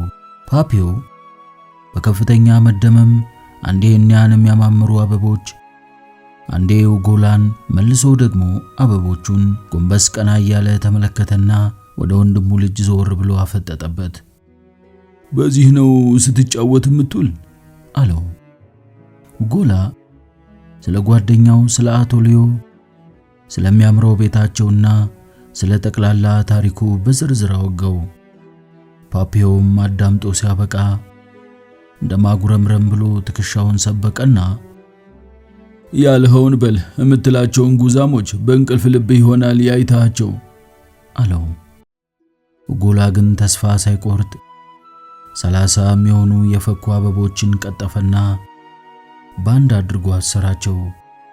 ከዚያም እቅፍ አበባውን በጋዜጣ ተቀለለና አጎቱን ወደ ኦባኝ ይዞት እንዲሄድ ጎተጎተው። እዚያም እንደደረሱ በቀጥታ ወደ አንድ ደማቅ የአበባ ሱቅ ገቡ። ኡጎላ እቅፍ አበባውን በመደገፊያው ላይ አስቀመጠና ስንት ይገዙኛል አለ። ባለሱቁ ሽማግሌ ሪዛቸው ነጭ፣ ራሳቸው መላጣ ነው። መነጽር ሰክተዋል። አበቦቹን አንስተው አገላብጠው አዩአቸውና በጣም ቆንጆ ናቸው አሉት። ሸጋ እቅፍ አበባ ነው። ስንት ያወጣል? ስንት ያወጣል? በየካቲት መጥተው ቢሆን ኖሮ እስከ 50 ፍራንክ ያወጣሉ ነበር። አሁን ወራቱ አልፏል። አበቦቹን እንደገና አገላብጠው ተመለከቷቸው፣ አሸተቷቸው። ቢሆንም 40 ፍራንክ ልስጦ ይሆናል? ይሁን አለ ኡጎላ። ነጋዴው አበቦቹን በመቁጠር ላይ ሳሉ ኡጎላ ዞር ብሎ አጎቱን ጠቀስ አደረገው። ፓፔው በበኩሉ በሐሳብ ተውጦ ነበር። 40 ፍራንክማ የ2 ኪሎ ድንች ወይም የ1 ጠርሙስ ወይን ጠጅ አይደል? ለዚህ ለማይረባ አበባ ይሄንን ያህል? ይሄማ ማለፊያ ነገር ነው። የአበባ ነጋዴው ኡጎላን በፈገግታ እየተመለከተ 10 ፍራንክ ይኖርዎታል አሉት። አዎ አለ ኡጎላ ኪሶቹን እየደባበሰ። ፓፔው የሚሰሩት ግራ ገብቶታል። ለምንድነው ደግሞ 10 ፍራንክ እያለ ሲያስብ ነጋዴው 10 ፍራንኩን ከኡጎላ ተቀበለና በምትኩ 50 ፍራንክ አውጥተው ሰጡት። ኡጎላ ተቀብሎ በኪሱ ከተተው። ወደ መንደራቸው ሲመለሱ በቅሎ መንገዱን አሳምሮ ስለሚያውቀው ፓፔው ልጓሙን አላልቶ እንደያዘ ዝም አለ። ኡጎላ ግን ልብ በል ፓፔ፣ አንደኛ ነገር እነዚህ ችግኞች አታሊዮ ቀጭጯል ብሎ የጣላቸው ናቸው። ሁለተኛ የወሰድኋቸው ውትድርና አገልግሎት ልጨርስ 1 ወር ሲቀረኝ ስለነበር እስትመጣ ድረስም መሬት ውስጥ ቀብሬያቸው ቆይተዋል። ሶስተኛ ደግሞ አበባው የበግ ኮረኮር ይወዳል። እኔ ግን ሳይኖረኝ ቀርቶ አላርጌለትም። አራተኛ አለ ፓፔው ተቀብሎ የአበባ ነጋዴው 40 ፍራንክ ሰጥቷል። ይሄውም የሚያሳየው የምትለኝ ሁላ ትክክል መሆኑንና አበባ ማብቀል ጥሩ ሥራ መሆኑን ነው። ለስጋ የማያወጡትን ገንዘብ እርባና በሌለው አበባ ይከፍላሉ። እንከፎች እድሜያቸው ይርዘም እንጂ አበባ ማምረት ያስፈልጋል። ምን ሆነህ ነው እንጂ እስታሁን ሳትነግረኝ? ምን ሆነህ ነው እንጂ እስታሁን አልነገርከኝ? ፊታፊት ልሰልለው ብዬ ነዋ። መሬቱም ይመጥነው እንደሆ ተውሉ ደግሞ ታበበ እንድታየው ብዬ ነው፣ እንድትስማማ። አበባውን አይቼ የተስማማው መስሎ ነው? የነጋዴውን አድራጎት አይቼ ነው እንጂ መጭ ከርፋታም። ስራው ግን እንደው የዋዛ አይደለም። አንድ ዘዴ ሳይኖረው አይቀርም። እሱም አለው እናኮ አውቄዋለሁኝ። አታሊዮ አስተምሮኛል። እሁድና አልፎ አልፎ ማመሻሽ አብሬ ሰራ ነበር። አበባውን ለሚተናኮሉ በሽታዎችም መድኃኒቱን ጽፌ ይዣለሁ። ችግኝም እሰጣለሁ ብሎኛል። በሰፊው ለማምረት ስንት ወጪ ይጠይቃል? ኡጎላ አመነታ። አይኑን አጨናበሰ። ትከሻውን ሰበቀና 15000 ፍራንክ አለው። ፓፔው ባርኔጣውን ወደ ማጅራቱ ገፋና ግንባሩን አከካ አደረገ። በማንጎላጀት ላይ የነበረውን በቅሎውን ሻጥ አደረገና እሰጣለሁ አለው። ፓፔው እኮ በጣም ቸርነህ። አይምሰልህ፣ ላንተ አይደለም ምሰጥህ፣ ለሱቤራዎች ነው። እስተበስቴስቲ አንጓሮ በበተስኪ አንጓሮ ላሉችና ገና ለሚወልዱት መጭ ክርፋታ። ኡጎላ ጥቂት ዝም ብሎ ቆየና ብቻ አንድ የሚያሳስበኝ ነገር አለ አለው። ምንድነው? ውሃ። አንድ የአበባ ተክል የአንድ ሰው ያህል ነው የሚጠጣው። ያያቸውን 30 ተክሎች ለማጠጣት ተጉድጓዱ ውሃ ያወጣሁበት እጄ ጉድባ አውጥቷል። ቧንቧ ብናረግለትስ? አለ ፓፔው። ይሆናል እሱስ፣ ግን 500 ተክሎች ያጠጣን እንደሆነ የጉድጓዱ ውሃ 4 ቀንም አይቆይ። እውነትም ይሄ ትልቅ ችግር ነው። በሐሳብ ባህር ተውጦ እንዳለ በቅሎውን ጀለጥ አደረገው። በቅሎውም የሚቆንስ ነፋስ በማንጣጣት አጸፋውን ሲመልስለት ጅል ባህሬ አለ ፓፔው። የዚህ ርኩስ አፍንጫ እጅና ውስር ቢሆን ኑሮ ፈሷ አጥኖ ይገለው ነበር። እሱ ስለኛም ያው ነው አለ ኡጎላ። እኔ ሳስበው ትልቅ ግድ መስራት ነው የሚሻል። ተዚያ ተጋራው የሚወርደውን ጎርፍ እየሰበሰበ ወደ ግድቡ የሚያመጣ ብዙ ፈሰስ ማውጣት። በማሳ ካጠገብ ነው የምትተክለው? አዎ፣ ምክንያቱም መሬቱ ተስማሚ ነው።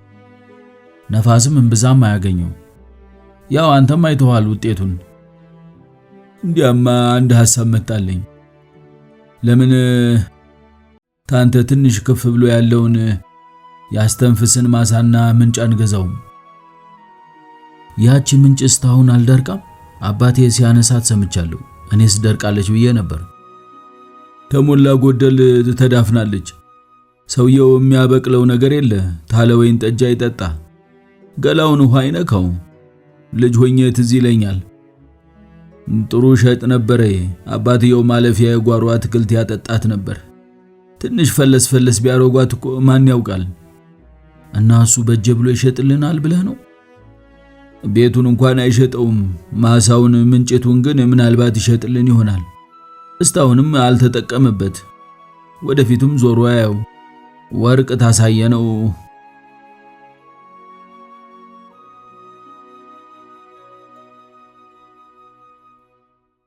አስትንፋስ እውነተኛ ስሙ ማሪዮስ ካሙዋ ነው። ይሄው 30 ዓመቱ።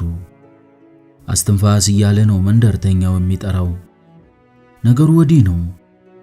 ከውትድርና አገልግሎት ተመልሶ ሲመጣ ለመንደሩ ነዋሪዎች እጃቸው ውሃ ሲቋጥር እንዴት ማዳን እንደሚችሉ አስተማራቸው።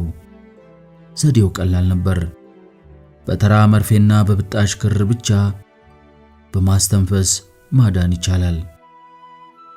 እስትንፋስ ሥራ የሚባል ነገር ይዞ አየሁት የሚል አንድም ሰው አይገኝም።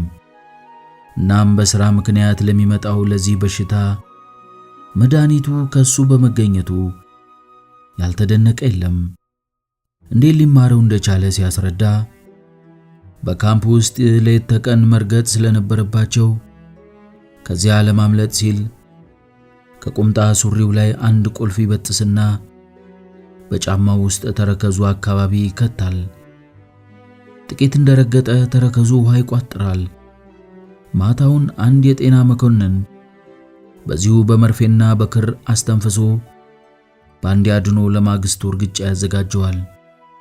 ታዲያ የዚህ መንደር ሕዝብ ከመኮትኮቻ ተለይቶ የማይኖር ሕዝብ ስለሆነ ዋናው በሽታው ይህ የውሃ መቋጠር ነገር ነው። ለዚህም መድኃኒቱ በመንደሩ ዋልጌ መገኘቱ ግሩም ድንቅ የሚባል ሆነ። ለሐኪሙም ከበቂ ክብር ባሻገር ከፍ ብሎ የተጠቀሰውን የቅጽል ስሙን አተረፈለት። እስትንፋስ ረጅምና ቀጫጫ ነው። ስለ መልኩና ስለ ቁመናው እጅግም ስለማይጨነቅ ጢሙን እንኳን የሚያነሳው በመቀስ ብቻ ነው። ስለዚህም ከራሱ ሽበት ጋር የምትነጻጸር ጥቂት የ4 ቀን ጢም አትለየውም። ከማሳካ 300 ሜትር ያህል አለፍ ብሎ ባለው ተወልዶ ባደገበት ጎጆ ውስጥ ይኖራል። በጽድ ተከቦ ብቸኝነት በሚያመጣው ርጭታ ተውጦ በሙጫ ዛፍ በመዓዛና በሮዝመሪ ነው ሽቶ ታጅቦ ጫካው በግራና በቀኝ በኩል ወርዶ ወርዶ ሲያበቃ እድሜ ባፈራረሰው አጥር በተከበበ ረጅም ማሳ ይተካል።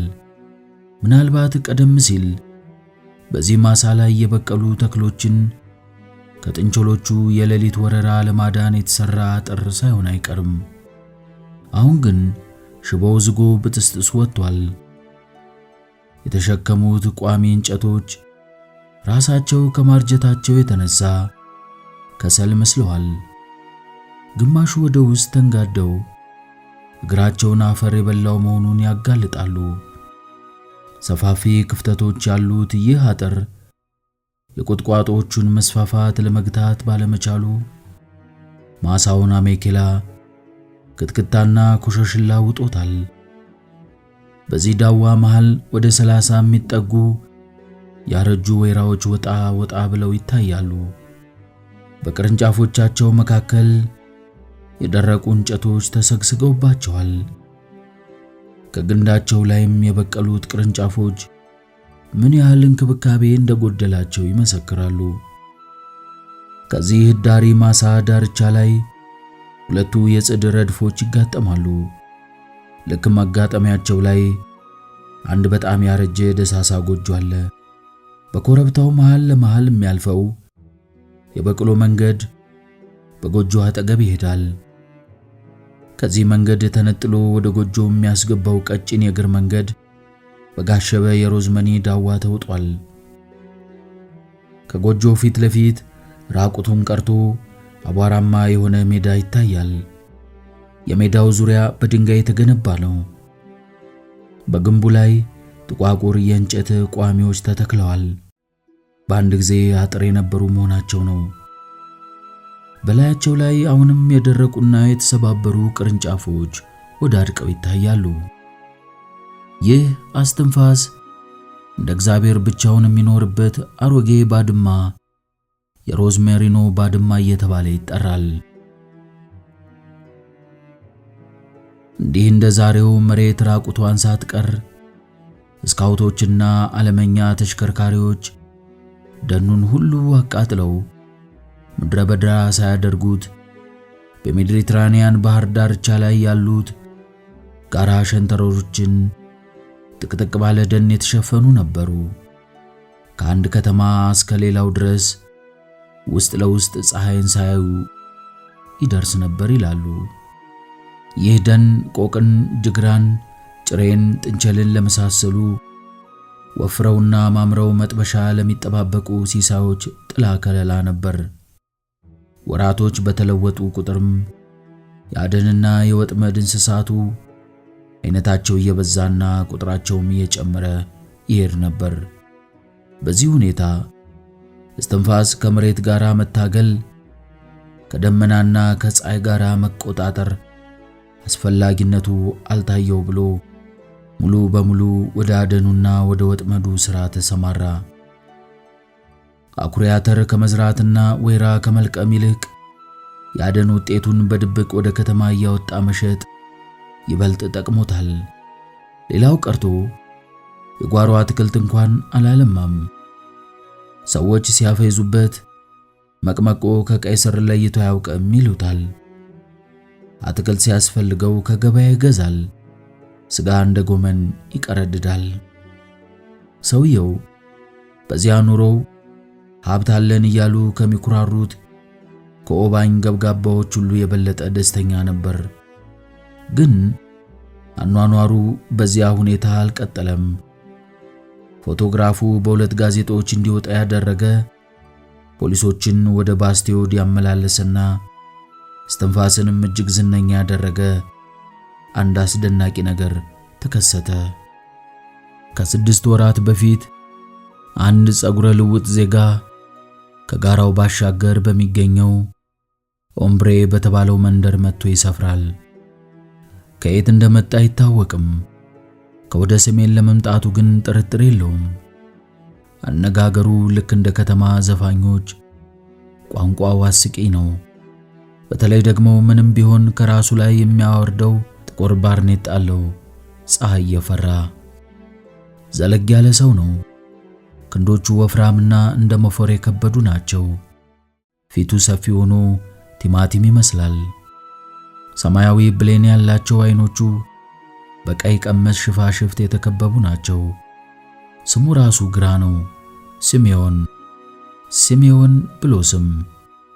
ከኦምብሬ ከፍ ሲል ጋራው ላይ አንድ ደሳሳ ጎጆ ገዝቶ የሱ ዝርያ ከሆነች ወደል ሚስቱ ጋር ይኖራል። ሚስቲቱ በሰፊው ጓሮዋ ላይ አትክልት ስታበቅልና 5-6 ዶሮዎችን ስትቀልብ ትውላለች። ይህ ሲሜዮን የተባለ ግለሰብ የመንደሩ ሰዎች በጣም ይንቃል። እነሱም ቢሆኑ የጎሪጥ ነው የሚያዩት።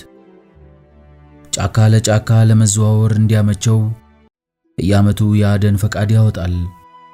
እሱ ግን በአደኑ ብቻ ሳይወሰን ወጥመድም በብዛት ይጥላል። በሳምንት 2 ጊዜ በብስክሌት ወደ ማርሴ ይሄዳል። የውሃ ክፍል ሰራተኛ ቱታ ይለብስና በብስክሌቱ ዕቃ መጫኛ ላይ የመሳሪያ ሳጥን ይጭናል። በውስጡ ግን ጥንቸል፣ ጅግራ፣ ቆቅ፣ ጭሬ እነዚህን አጭቆ ይወስዳል። በሳጥኑ ግጥም ያለ ሶኬት መፍቻና ትልቅ አዲስ ሮቤንቶ ጥፍር አድርጎ ያስርበታል። በመሰረቱ ለምን አደነ ያለ የለም። ያድን መላ ኦምብሬ የሚያደርገው ነው። አካባቢው ደግሞ ለሁሉም ይበቃል። ሰውን ሁሉ ያበሳጨው የሌሎችን ወጥመድ መዝረፉ ነው። በዚህ አካባቢ ከስርቆት ሁሉ የከፋው ስርቆት ሌላው ያጠመደውን መውሰድ ነው። ካሁን በፊት 2 የኦምብሬ ሰዎች ሊወቅሱት ቢሄዱ ደም በደም አድርጎ መለሳቸው። በዚህም የተነሳ አንድ ቀን አመሻሽ ላይ ወደ 12 የሚሆኑ ወጣቶች መንገድ ላይ ጠበቁና እንዳይሞት እንዳይድን አድርገው ከቀጠቀጡት በኋላ ለቀቅ አርገን ሂድልን፣ ቸር ይግጠምህ ካርሜንትራ እያሉ እየዘመሩ ካናጢው በተዋሱት ወስካ ተሸክመው ወደ ቤቱ መለሱት። ፊቱ ወደ ሐምራዊነት ተለወጠ። አንዱ የአፍንጫው ቀዳዳ ከሌላው ሰፋ፣ አይኑም ተጠናገረ። መንደሩን ለቆ አልሄደም። አንድ ቀን ግን ዳቦ ጋጋሪው ሲያስተናግደው ሳለ አሁን የደረሰበት ማስጠንቀቂያ ብቻ መሆኑን በነገረው ጊዜ ነገሩን በደንብ ተረዳው። ራቅ ወዳለ ቦታ እየሄደ ማደን ጀመረ። በዚህም ሁኔታ ፈግፍጎ ነበር እስትንፋስ የኔ የሚለውን የባስቲዩድ ክልል ማዘውተር የጀመረ።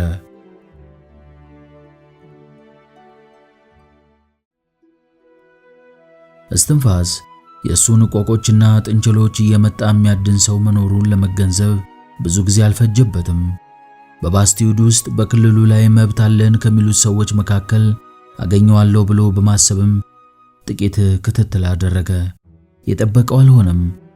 አንድ ቀን ግን ከባድ ዝናብ ዘንቦ ካባራ በኋላ ክትትሉን ሲቀጥል የሰው ዱካ አገኘና መከተል ጀመረ። ዱካዎቹ በጣም ትልልቅ ስለነበሩ ከመንደሩ ሰዎች ያንዱ እንዳልሆነ ገመተ። ይህን የመሰለ ጭራቅ ቢኖር እስታሁን ይታወቅ ነበር ብሎ አሰበ። ይሄ ቶኦባኝ ወይም ቶኦምብሬ መጣዳይ መሆን አለበት። እዚህ ድረስ መጥቶ ወጥመድ ለመጣል መቼም ትቢት የነፋው መሆን አለበት ሲል አደነቀ። ቢሆንም በአገሩ ወግ መሰረት ወጥመዶቹን አልነካበትም። ከሳምንት በኋላ ያ ሰው የራሱን ወጥመዶች መጣል አልበቃ ብሎት የእስትንፋስን ወጥመዶች ይሰርቅ ገባ። እስትንፋስ በንዴት ጨሰ። ከዚያ ቀን ጀምሮ ክትትሉን አጠናከረ። በመጨረሻም ባለባርኔጣውን እንግዳ እጅ ከፍንጅ ያዘው። ሲወጣ ጠመንጃውን አልያዘውም ነበር። ሰውየው ደግሞ ግንድ ከግንድ የሚያጋጭ ነው። ቢሆንም እስትንፋስ ቅንጣት ታክል ሳይፈራ በስድብ አጠነጋው። በአስቸኳይም የሰረቃቸውን ወጥመዶች ሁሉ ከ100 ፍራንክ ካሳ ጋር እንዲመልስለት አዘዘው። እንግዳው ሲሰርቅ የነበረውን ወጥመድ በትህትና የሚመልስ መስሎ ተጠጋና እስትንፋስን ሳያስበው ጉሮሮውን አነቀው። እስትንፋስ ነገሩ በጣም ደንቆት ትንፋሽም አጥሮት ሲንደፋደፍ እንግዳው ደህና አድርጎ አቀመሰው። አይኖቹ ቡጢ ቢጢ የሚያክል ባጭ ተሸከመው ሕሊናውን ለመቆጣጠርና ከወደቀበት ለመነሳት በሚጣጣርበት ጊዜ እንግዳው ኮረጆውን ነጠቀና በውስጡ የነበሩትን 6 ወጥመዶች አውጥቶ ወሰዳቸው። ዳግመኛም በዚያ አካባቢ ዝር እንዳይል ጥብቅ ትእዛዝ ሰጠው። እስትንፋስ በዱላው ክፉኛ ደቆ በነገሩ በጣም ተደንቆ ለዚህ ዘለፋ ለተሞላበት ዛቻና ማስጠንቀቂያ መልስ መስጠት ተስኖት እንግዳው ሲሄድ ምንም ቃል ሳይተነፍስ ተመለከተው። በስንት ስቃይ የተንፏቀቀም እየዳህም ወደ ቤቱ ገባ።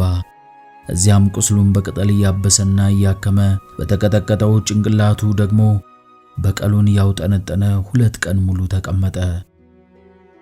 በሶስተኛው ቀን ጠዋት የመዳን ስሜት ተሰማው። የአምባጓሮ ምልክቶች ከፊቱ ላይ መጥፋታቸውን ሲያይም በጣም ተደሰተ። ምሳውን እንክት አድርጎ በላና በአንድ ብርጭቆ ወይን ጠጅ አወራረደው። ያሉትን 1 ደርዘን የሚሆኑ የጥንቸል ወጥመዶች አሰባሰበና ወስዶ ጣላቸው። በሮዝመሪኖ ዙሪያ በተራራው ጥግ ላይ ወጥመዶቹን እየጣለ በቃሉ የሚያጠናው አንድ ነገር ያለ ይመስል የደጋገመ አንዱ ግን የግድ ያስፈልገኛል ይላል። ይህን አድርጎ ሲያበቃ ወደ ቤቱ ተመለሰና 12 ካሊበር ጠመንጃውን ከሰቀለበት አወረደው። ይህ ጠመንጃው አለኝ እያለ የሚመካበት የለኝም እያለ የሚደብቀው ውድ ንብረቱ ነው። ከአንድ የወባኝ የብረት ነጋዴ ላይ ነው ያገለገለውን በ300 ፍራንክ የገዛው። ጠመንጃው የሚጎርሰው ጥይት ከሌላ የተለየ ነው። ብሩህ ቢጫ ቀለም ሆኖ የፍንዳታ ኃይሉ የጉድ ነው። ሌሎቹ ጠመንጃ ቢተኩሱ በታትኖ ነው የሚጥላቸው። ጠመንጃውን እያገላበጠ እንደመመዘንም እያደረገ ተመለከተው። ቃታውን መዘዘ፣ ሻጥ አደረገው። የለም በዚህ አይደለም፣ ይህንንማ በጩኸቱ ሁሉም ሰው ይለየዋል አለ። እቆጡ ላይ ወጣና የአባቱን በጣም አሮጌና ባለ መቂናት ጠመንጃ ጎትቶ ወረደው። እርዝመቱ ክብደቱ መቼም አይጣል ነው። ጥይት የሚጎርስ ደግሞ ባፈሙዙ ነው። በትንሿ ጢስ መውጫ አናት ላይ የነበረውን የባሩድ ባኮ ወረደና የእርሳስ ቁራጭ አቅልጦ በመጠቅለል በውስጡ ባሩድ ሞላው። ቀጥሎ ወረቀት እያኘከ ጥቅጥቅ አድርጎ በሞተፍ ጥይት ሰራ። ከዚያም በጥንቃቄ ጠመንጃውን አጉርሶ ሲያበቃ ደበቅ አድርጎ አስቀመጠው።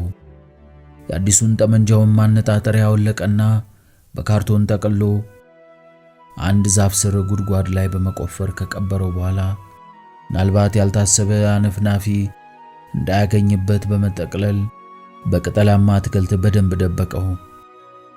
በመጨረሻም ማነጣጠሪያ አልባ ጠመንጃውን አነገተና ወደ ባስቲዮድ ወጣ። በመጀመሪያ የሄደው ዳቦ ጋጋሪው ቤት ነው። ሊጥ እያቦካ ነው ስላሉት ሳያገኘው ቀረ። 2 ቀን ሙሉ ቁርጠት ሲያገላብጠው የሰነበተ መሆኑን ነግሮ የዳቦ ጋጋሪውን ሚስት እንዶድ ካላት እንድትሰጠው ለመናት። እሷም የክበቡን የጽዳት ሰራተኞች እንዲጠይቅ ጠቆመችው። ይህች የጽዳት ሰራተኛ ስርምሳ ቅጠል በጥሳ ለበሽታው ሁሉ መድኃኒት አታጣለትም። ወደ ማቡኪያው ቦታ ሲሄድ እንደተባለው ዳቦ ጋጋሪውን ሲያቦካ አገኘው። የጠመንጃው ማለሚያ መጥፋቱን አጫወተው። ጋራው ላይ ሲያድን ሳይጥለው እንዳልቀረ ግምቱን ጨመረበት። ፖስተኛው ሲመጣ ወስዶ ለብረት ሰሪው እንዲሰጥለት አደራ ብሎ ሲሰጠው አዎ ምን ነካ አለ ዳቦ ጋጋሪው። ፈጠነ የተባለ እንደሆነ እኮ ተሳምንት ወዲያ አያደርስልህም። ያን ያህል ጊዜ ተመሳሪያ እንዴት ሆነ ልትሰነብት ነው? ትንሽ ረፍት ላርግ ብዬ እኮ ነው አለ እስትንፋስ። ምን እንደነካኝ ጃለቴ ሆዴ ገለባበጣል፣ ራሴንም ያዞረኛል። ትላንትና ወዲያ እንጉዳይ በልቼ ነበር፣ እሱ ነው መሰለኝ። እንጉዳይ ሲባል የሚጣላውን ተደናው አሳምሬ ነበር ማቀው። አንዳንድ ጊዜ እንደዚህ ነው፣ ደናውም ይጎረብጣል። መርዛሙ ተበቀለበት መሬት ላይ ሲበቅል ነው አሉ። ተጣልቶ እንኳን አይጣልህም፣ ትንሽ ልብህን ያመመህ እንደሆነ ነው እንጂ አለ ዳቦ ጋጋሪው። እስትንፋስ ቀጥሎ ወደ ክበቡ ሄደ። እዚያም የቡል መጫወቻ ሜዳውን እየተጠማዘዘ ሲያቋርጥ ተጫዋቾቹ ሁሉ ምን እንደሆነ ጠየቁት። እሱም ስለ መርዘኛ እንጉዳዮች መጠነኛ ገለጻ አደረገላቸው። ፍሎክሴን ግድ ሳይወድ በግዱ ለቁርጠቱ ማስታገሻ ፍቱን ነው እያለ አንድ ስኒ የእንዶድ ጭማቂ አስጠጣው። ወዲያው ከፍተኛ ቁርጠት ያሰቃየው ይመስል ይንፈራፈር ጀመር። ከዚያ ሰብስቦ ያመጣውን የቅጠላ ቅጠል ክምር ተሸክሞ ወደ ቤቱ ተጓዘ። በማግስቱ ሲነጋጋ ተነሳና ወጥመዶቹን ፈተሻቸው። 3 ጥንቸሎች ገብተዋል። አንደኛው በጣም ትልቅ ነው። ገና ነፍሱ ስላልወጣች ሲንፈራገጥ ደረሰበት። ይህንን ነበር የፈለኩት አለ በደስታ። ጥንቸሉን እንደገና አስተዋለውና በቀየው ቋንቋ ምስኪን ከብት፣ አንተ በወጥመድ ተይዘህ አሁን ደግሞ ተመልሰህ ወጥመድ ልትሆን ነው ሲል ተናገረው። ወሰደና በትልቁ ቁም ሳጥን ውስጥ ከተተው። ከዚያ እጆቹን በኪሱ ከተተና ወደ ጋራው አቀና።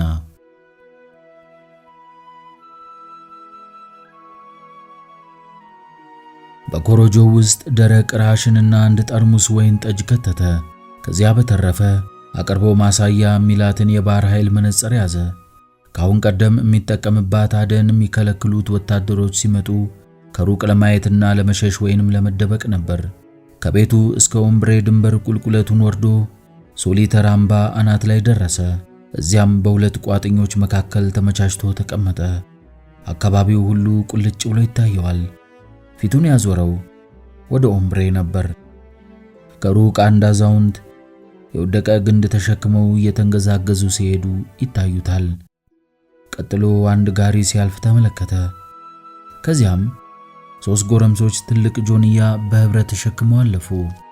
የሚጠብቀው ባላጋራ ብቅ ያለ ቀኑን በሙሉ ካስጠበቀው በኋላ ነበር። ወደ 11 ሰዓት አካባቢ ዣንጥላ የሚያክል ባርኔጣውን ደፍቶ ከወደ ሸለቆ ብቅ አለ። ከዚያ ስላሽ በሆነችዋ መንገድ ሽቅብ ወጣና ጫካው ውስጥ ገባ። አሁን ለስትንፋስ አይታየውም፣ ግን የቅጠሉን ንቅናቄ በማስተዋል ሰውየው 5 ጊዜ ቆም እያለ መንገዱን እንደቀጠለ ገመተ። 5 ወጥመድ ፈተሸ ማለት ነው። ማን ያውቃል? ይህን ጊዜ ተኔ የሰረቃቸው ይሆናሉ ብሎ አሰበ። ባላንጣው ቀጥሎ ዋሻውን ተሻገረና ፊት ለፊት ባለው ተዳፋት ላይ ደግሞ አንድ ዙር ጉብኝትን አደረገ። 10 ጊዜ ያህል ቆም ካለ በኋላ ለዘወትር ሽርሽር የወጣ ሰላማዊ ሰው መስሎ ወደ መጣበት ወደ ወንበሬ ተመለሰ። ከጋራው ባሻገር ዘልቆ ከተሰወረም በኋላ እስትንፋስ ከተቀመጠበት ሳይነሳ ጥቂት ጠበቀው። ከዚያ አጉሊ መነጽሩን አነጣጥሮ በኪሱ ከተተና በአንዲት ጥሻ መንገድ ተሽሎክልኮ ወርዶ ባላንጣው በመጀመሪያ ያለፈበትን መንገድ ተከተለ። ካለምንም ችግር 5ቱን የጥንቸል ወጥመዶች አገኛቸው። አጥላላቸው፣ በጣም አሳቀው። ሃይ አንቺም መብርሃን፣ ይህን ጊዜ እኮ የኔዎች ይሆናሉ። አንጀቴን ቆረጡት። እነሱ እንኳን እፍረት ሳይሰማቸው ይቀራል አለ። በአካባቢው ምንም እንደሌለ ለማረጋገጥ ዙሪያውን ባይኑ ቃኘ። ጆሮዎቹንም አቁሞ አነቃቃና ከወጥመዶቹ ትንሽ ወረድ ብሎ ባለው በዛፍና በዳዋ በተዋጠ ቁልቁለት ውስጥ ተንሸራቶ ገባ። ሮዝመሪኖን ሜትር ያህል ርቀት ላይ ሮዝመሪውን ገለጥ አድርጎ ሽቅብ ሲመለከት በልቡ እንደተኛ በ15 ሜትር ያህል ርቀት ላይ አንደኛው ወጥመድ ቁልጭ ብሎ ታየው።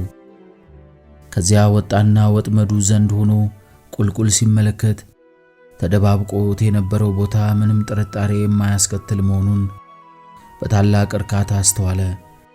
ቢሆንም በወጥመዱ አካባቢ ያሉ ጥቂት ተክሎች እይታውን እንዳያውኩት ከስራቸው ሙልጭ አድርጎ ነቀለና ወስዶ ከመደበቂያው ስፍራ በታች ሸሸጋቸው። ይህን ካከናወነ በኋላ ድንግዝግዝ ሲል ጫካውን እየተሽሎኮለከ ወደ ቤቱ ተመለሰ። ቤቱ ገብቶ መስኮቶቹን ዘጋጋ። እንቁላሉና ቲማቲሙ ተደባልቆ መጥበሻ ሙሉ ስልስ ሰራ። ያንን ግጥም አድርጎ በላው። ወይን ጠጅ ግን ከአንድ ብርጭቆ በላይ አልጠጣም። ከዚያም ኮዳውን ከግማሽ በላይ በቡና ሞላው። ያንን ደንደሳም ጥንቸል ከቁም ሳጥኑ አወጣና በኮረጆው ውስጥ ከተተው። አቀባብሎ ያስቀመጠውን አሮጌ ጠመንጃ አንስቶ በብብቱ ሸጎጠው። ፋኖሱን አጠፋና ድምፅ ሳያሰማ ከቤቱ ወጣ። ሰማዩ በከዋክብት አሸብርቀዋል።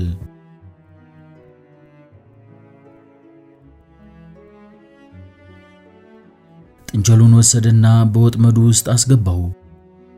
ይህንን ወደል ጥንቸል አይቶ ጠላቱ የሚደሰተው ደስታ የመጨረሻው እንደሚሆን ሲያስብ በርካታ ፈገግ አለ።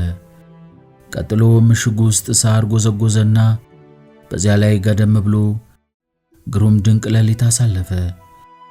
በዚያ ጸጥ ባለ ሸለቆ ውስጥ 2 ጉጉቶች የፍቅር መዝሙራቸውን እየተቀባበሉ ይዘምራሉ። አረንጓዴ ፈንጣዎች በዛፎቹና በቅጠሎች ላይ ይርመሰመሳሉ። እስትንፋስ በበኩሉ ተገቢ ግብረ ገባዊ አስደሳች ለሆነ ግዳይ አፈጻጸም አስፈላጊውን ዝግጅት ሁሉ ያጠናቀቀ መሆኑን እያሰበ በደስታ ባህር ይዋኛል። አልፎ አልፎ ኮዳውን እያነሳ ከቡናው ፉት በማለት ይረካል። ቀጥሎም ከዚህ ሰሚዮን ከተባለ ባላንጣው ጋር ያደረገውን ጥል በዝርዝር ያስታውሳል። ያረፉበትን ቡጤዎችና ዱላዎች ይቆጥራል። አሮጌ ጠመንጃዎችን በፍቅር ይደባብሳል እና ደግሞ ይስቃል። ቀስ ብሎ ይስቃል። ከሌሊቱ 10 ሰዓት ገደማ ሆኖ ሰማዩ የአህያ ሆድ ሲመስል የአመናጢ ሰሚዮን መጣ። ጥሻጥሻውን እየተሽሎኮለከ ወደ ተዘጋጀለት ድግስ አመራ። ገና ከሩቅ ያንን ጠብደል ጥንቸል ሲያየው ፊቱ በደስታ በራ። እርምጃውን ፈጠና አደረገ። አካባቢውን በፍጥነት ቃኘት ታደረገና ጥንቸሉን ከወጥመዱ ለማውጣት ጎንበስ ከማለቱ አጠገቡ ደከም ያለ ፉጨት ተሰማው። ቀና ብሎ ዙሪያውን ሲያማትር በሮዝመሪኖ ውስጥ አንድ ነገር ያየ መሰለው። ጥቁር ክብ ነገር፣ ከበላዩ ደግሞ ፍጥጥ ያለ አንድ አይን፣ ቀይ ብልጭታ፣ ከዚያ ጆሮ የሚበጥስ ፍንዳታ። በመጀመሪያ ሰላምታ የሚያቀርብ ይመስል እጥፍ ብሎ ሰገደ። ከዚያ አንጎሉ ቀድሞ እሱ ተከትሎ በጭንቅላቱ ተደፋ። የራስ ቅሉ ተበትኖ የላይ አናቱ ከባርኔጣው ጋር በሮ ወደ ኋላ ተሽቀነጠረ። ድል አድራጊው እስትንፋስ ሰለባው መሞት አለመሞቱን ለማረጋገጥ እንኳን ተጠግቶ ሳይ ግርማ ሞገስ ተጎናጽፎ ወደ ቤቱ አመራ። በመንገድ ጥቅጥቅ ባለ ጫካ ውስጥ ገባና ጠመንጃውን በኮትቻው ንቃቃት ውስጥ ሸጉጦ ኮረት አፈርና የድንጋይ ልብስ እየጋፈ መለሰበት። የቀበረው ዕቃ በወታደራዊ ሰላምታ ተሰናብቶ ወደ ቤቱ ገባ። በሩም በቁልፍ ጥርቅም አድርጎ ዘጋው። መስኮት አልከፈተም። ፋኖሱንም አበራ። እጆቹን በራሱ ላይ አቆላልፎ እንጣጥ እያለ ይጨፍር ጀመር። ይህ ጭፈራ የተበቃዮች የደመላሾች ጭፈራ ነው። እየጨፈረ ጥላው በግድግዳው ላይ አብሮት ዘለለ። ዘለል ሲል ተመለከተ። በኮዳው ውስጥ ተርፎ የተመለሰውን ቡና አሞቀውና ጠጥቶ ተኛ። ፍጹም ሰላም የሰፈነበት እንቅልፍ።